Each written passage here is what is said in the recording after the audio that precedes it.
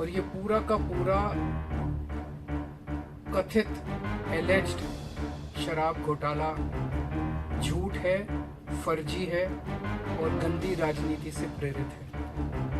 आम आदमी पार्टी एक कट्टर ईमानदार पार्टी है। ईमानदारी, कट्टर ईमानदारी हमारी बेसिक आइडियोलॉजी है और किसी भी हालत में हम मर जाएंगे, मिट जाएंगे, लेकिन अपनी ईमानदारी के साथ कभी कॉम्प्रोमाइज नहीं करेंगे। जब मैंने अडानी जी के बारे में प्रधानमंत्री से सवाल पूछे, पहले मेरा माइक ऑफ कर दिया गया। एक फोटो दिखाई पार्लियामेंट जिसमें नरेंद्र मोदी अडानी जी के हवाई जहाज में रिलैक्स करते हुए दिखते हैं, ऐसे बैठे हैं जैसे वो अपने घर में बैठे हैं। मैंने पूछा क्या रिश्ता है? फिर मैंने सवाल पूछा कि हिंदुस्तान के एयरपोर्ट्स अडानी जी को दिए जा रहे हैं और एयरपोर्ट देने से पहले सरकार नियम बदलती है। नियम क्यों बदला? किसने बदला?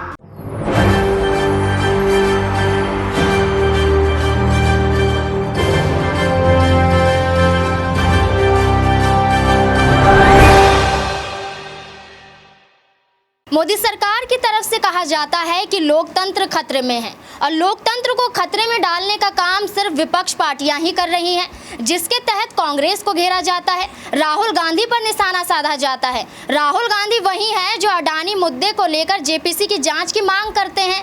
तमाम विपक्ष राहुल गांधी के समर्थन में आते हैं। तो यहाँ पर कहा जाता है कि लोकतंत्र खतरे में आ चुका है, क्योंकि तमाम विपक्ष पार्टियां यहाँ पर हल्ला बोलती हुई नजर आ रही हैं, यहाँ पर झूठ फैला रही हैं और जनता को गुमराह कर रही हैं। लेकिन सच सामने आ जाता है कि कौन सी पार्टी गुमराह करती हुई नजर आ रही है और कौन पार्टी तानाशाही दिखाते हुए लोकतंत्र को खतरे में डाल रही है। नमस्कार, मैं नाज़मीन खान और आप देख रहे हैं SPN 9 न्यूज़। ऐसे ही बात की जाए तो दिल्ली की आम आदमी पार्टी के बारे में, तो यहाँ भी उन पर शिकंजा कसा जा रहा है। बात की जाए कांग्रेस की तो उन पर भी शिकंजा कसा जा रहा है। शिकंजा होता है कि यहाँ पर विपक्ष की आवाज़ को दबाया जाता है। अरविंद केजरीवाल पर अब गिरफ्तारी की तलवार मंडराती हुई नजर आ रही है। ऐसे में सवाल सामने आते हैं कि क्या अरविंद केजरीवाल अब इस्तीफा देंगे या उनकी कुर्सी को छीनने में मोदी सरकार कामयाब हो जाएगी। इन सभी सवालों के जवाब पाने के लिए मेरे साथ मौजूद है मेरे सहयोगी राहुल जी। राहुल जी, पहले तो आपका बहुत बहुत जी बहुत बहुत शुक्रिया। मेरा पहला ये सवाल है कि तमाम विपक्ष एकजुट हो चुका है। बिहार की बात की जाए, अखिलेश, ममता बनर्जी, दिल्ली में अरविंद केजरीवाल और कांग्रेस से राहुल गांधी, तो तमाम विपक्ष पार्टियों को दबाने के लिए, उनकी बोलती बंद करने के लिए ED CBI का जो शिकंजा कसा जा रहा है, तो ऐसे में क्या अरविंद केजरीवाल इसमें फंसते हुए नजर आ रहे हैं? तो ऐसे में क्या यहाँ पर कुर्सी पर खतरा है? जी बिल्कुल, देखिए सीधे तौर पर अभी बात करें तो जिस तरीके से दिल्ली के मुख्यमंत्री अरविंद केजरीवाल से अभी हाल ही में जो पूछताछ की गई है, ये जो पूछताछ है वो कम से कम 8 से 9 घंटे तक पूछताछ चली। दोपहर में एक बैठक बैठती है, यहाँ पर उन्हें पूछताछ के लिए बुलाया जाता है और शाम तक पूछताछ का होना ये जाहिर तौर पर बता रहा है कि क्या वाकई अब दिल्ली के मुख्यमंत्री अरविंद केजरीवाल का अगला नंबर है। क्योंकि मनीष सिसोदिया को हम देख रहे हैं कि अभी बेल नहीं मिल पाई है, रिमांड उनकी लगातार बढ़ती चली जा रही है और जिस तरीके से रिमांड उनकी लगातार बढ़ रही है, ये कहीं ना कहीं बताता है कि शायद दिल्ली में सरकार गिराने की जो एक मंशा बीजेपी की तरफ से, जिस पर आम आदमी पार्टी के तमाम बड़े नेताओं का बयान भी सामने आ रहा है, चाहे आप नेता संजय सिंह का जिक्र कर लें या फिर राघव चड्ढा का जिक्र कर लें, सौरभ भारद्वाज का जिक्र कर लें, खुद दिल्ली के मुख्यमंत्री अरविंद केजरीवाल इस बात को लेकर कह रहे हैं कि भाई सरकार गिराने की एक मंशा है। तो एक चुनी हुई सरकार को गिराने की आखिरकार क्या वजह है, या बीजेपी इस तरह की पॉलिसी को क्यों अपना रही है? देखिए सीधे तौर पर अगर कहा जाए तो फिलहाल बीजेपी इस वक्त परेशान इसलिए क्योंकि दिल्ली केंद्र है, भारत की राजधानी है दिल्ली, और दिल्ली में ही अगर आम आदमी पार्टी का दबदबा रहेगा तो केंद्र में बीजेपी का रहना कोई मायने नहीं है। तो इसीलिए कहा जा रहा है कि आज आम आदमी पार्टी के नेताओं पर शिकंजा कसा जा रहा है। आम आदमी पार्टी के नेताओं को एक के बाद एक नोटिस जो है भेजा जा रहा है। आम आदमी पार्टी ने कौन सा अभियान शुरुआत किया है? डिग्री दिखाओ अभियान। बीजेपी की तरफ से अभियान क्या शुरू हो गया?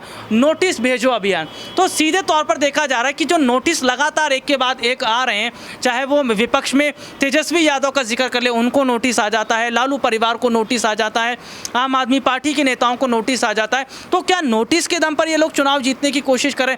तो मौजूदा समय के अंदर 2024 के चुनाव से पहले विपक्षी पार्टियों को जिस तरीके से नोटिस भेजा जा रहा है, क्या विपक्ष डरेगा? ये एक सबसे बड़ा सवाल रहेगा। विपक्ष डरेगा, लेकिन यहाँ पर आपको लगता नहीं है कि मोदी सरकार डरती हुई नजर आ रही है? क्योंकि जब राहुल गांधी मोदी सरनेम को लेकर सूरत कोर्ट में उन्हें दोषी करार दिया जाता है, वो सिर्फ किस लिए हो रहा है कि अडानी मुद्दे को लेकर संसद में ना बोल पाए।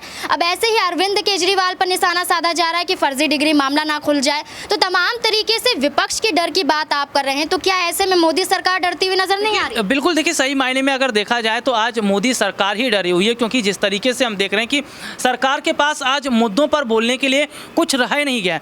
आम आदमी पार्टी के नेता संजय सिंह का ये कहना है कि भाई मुद्दों को अगर उठाना है तो हम लोकसभा में उठाएंगे।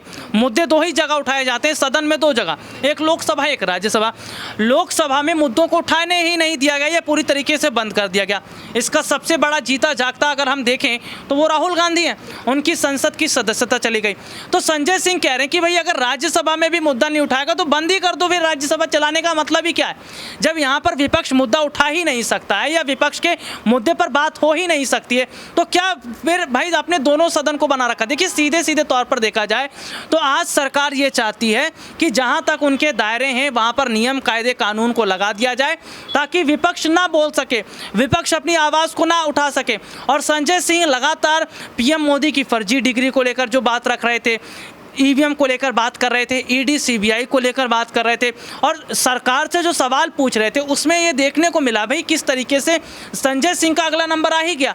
अरविंद केजरीवाल तो बहुत पहले कह ही रहे थे कि भाई पीएम मोदी की डिग्री को लेकर जो उन्होंने सवाल पूछा उनको नोटिस आना ही है, और नोटिस आ भी गया और पूछताछ भी हो गई। तो ऐसे में क्या पूछताछ के लिए संजय सिंह को जाना पड़ेगा? तो सीधे सीधे तौर पर देखा जा रहा है कि दिल्ली में एक बड़ी जो साजिश रची जा रही है। देखिए मेयर का चुनाव होने वाला है जल्दी, और आम आदमी पार्टी ने अपना मेयर घोषित कर दिया, शैली ओब्राय हैं वो मेयर। तो क्या मेयर चुनाव में भी बीजेपी टांग अड़ाने की कोशिश करेगी? क्योंकि दिल्ली के एमसीडी में तो उन्होंने बहुत खूब किया, दिल्ली एमसीडी चुनाव जीतने के लिए इन्होंने जो हो सकता था वो किया, लेकिन दिल्ली में की जनता ने आम आदमी पार्टी को मौका दिया। तो देखिए जिस तरीके से हम देख रहे हैं कि आज जनता का जो सरकार से विश्वास उठ रहा है या बीजेपी से जो विश्वास उठ रहा है, ये इन्हें 2024 से पहले का एक खतरा है।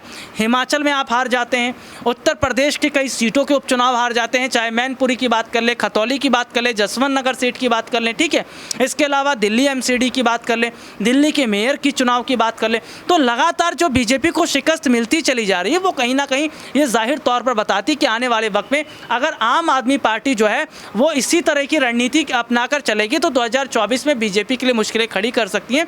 इसीलिए कहीं ना कहीं पूरे विपक्ष का रास्ता रोकने की कोशिश बीजेपी के द्वारा की जा रही है। मेरा आपसे एक आखिरी सवाल ये होगा कि अगर अरविंद केजरीवाल सबूतों के साथ ये पेश कर देते हैं वो बेगुनाह है या मनीष सिसोदिया की रिहाई हो जाती है, तो ऐसे में चुनाव में टक्कर देते हुए नजर आएंगे मोदी सरकार को, और मोदी सरकार की कहीं ना कहीं हार होती हुई दिखाई देगी। देखिए सबसे बड़ी बात है कि प्रधानमंत्री चेहरे को लेकर भी बात हो रही है कि आखिरकार विपक्ष में पीएम का चेहरा कौन होगा।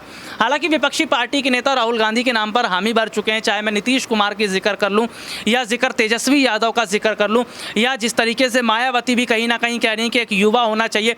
और सीधे तौर पर देखा जा रहा है कि चुनाव से पहले आम आदमी पार्टी ही नहीं पूरा विपक्ष अगर एकजुट हो जाएगा तो 2024 में बीजेपी के लिए मुश्किलें खड़ी कर सकता है, और कहीं ना कहीं एक युवा को विपक्ष में पीएम के चेहरे के तौर पर आना चाहिए, और वो शायद राहुल गांधी दिखते नजर आ रहे हैं। इसलिए 2024 से पहले बीजेपी जो है वो कोशिश कर रही है कि रास्ता रोका जाए। जी बिल्कुल। अब ऐसे में मामला यही सामने आता हुआ दिखाई देता है कि अरविंद केजरीवाल हो या राहुल गांधी बखूबी टक्कर देने के लिए उतरते हुए यहाँ पर ये दोनों ही दिखाई दे रहे हैं। और पीएम नरेंद्र मोदी सरकार आने वाले चुनाव को देखते हुए जो अपने तौर से सक्रिय हो गई है, वो कहीं ना कहीं साबित कर रहा है कि डर सताने लगा है कि कहीं वो हार ना जाएं। यही बौखलाहटपन वो आम आदमी पार्टी पे निकालते हुए दिखाई दे रहे हैं, यही बौखलाहटपन आप कांग्रेस पर, राहुल गांधी पर निकाल रहे हैं। तो ऐसे में आपको क्या लगता है, मेरा आपसे सवाल है कि क्या ऐसे में आने वाले चुनाव को देखते हुए मोदी सरकार जीत पाएगी?